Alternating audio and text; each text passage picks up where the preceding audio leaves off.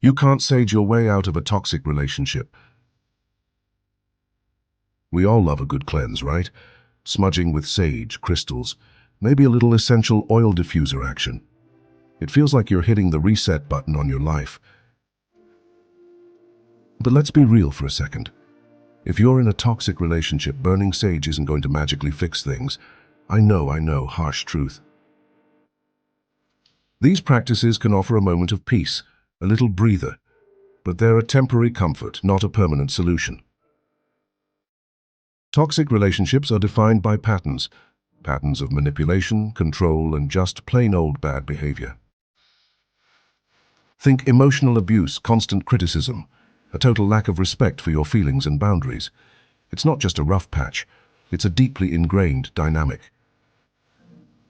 And those dynamics, they require way more than a superficial cleansing. We're talking major excavation here. Burning sage might make your house smell nice. It might even give you a fleeting sense of calm. But it doesn't dismantle the unhealthy behaviors of the other person.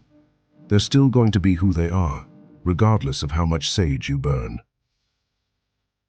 More importantly, it doesn't address your own vulnerabilities, the things that make you susceptible to these kinds of relationships in the first place. So what does work? Recognizing the signs of a toxic relationship is the first step. Then you've got to set some healthy boundaries, and I mean healthy, not the kind that are easily bulldozed over. Most importantly, you need to prioritize your own well-being. Put yourself first for once.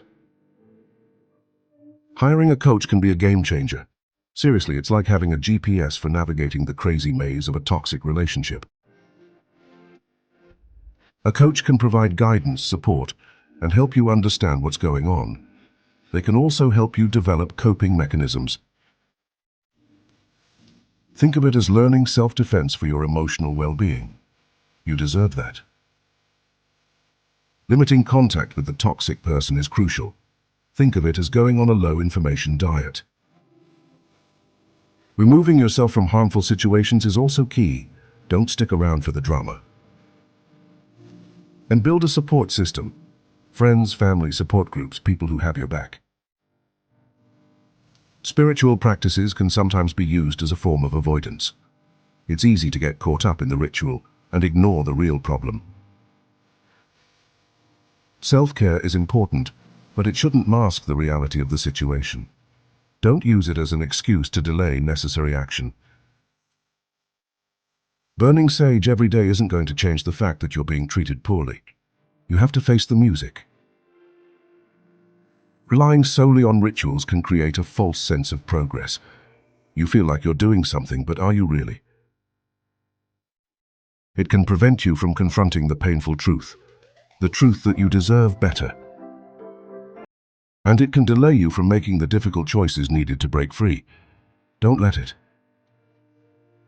Look, I'm not saying spiritual practices are bad. They can be a valuable part of self-care. But they're not a magic bullet for escaping toxicity. They're one tool in the toolbox, not the whole damn toolbox. Use them to support your healing, not to replace real action. There's a difference. True healing requires self-awareness, understanding your patterns, your triggers, your vulnerabilities.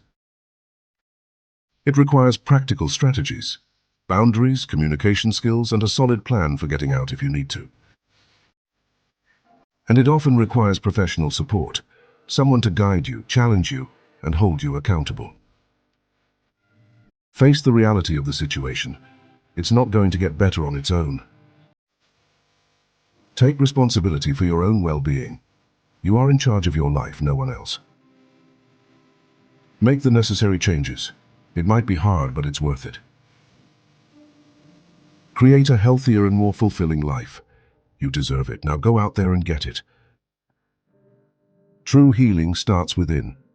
I invite you to like this video, share this video, and subscribe to the Soul Searcher Society. This is a safe space where you are seen, acknowledged, and loved. If you are ready to grow, click the link in the comments.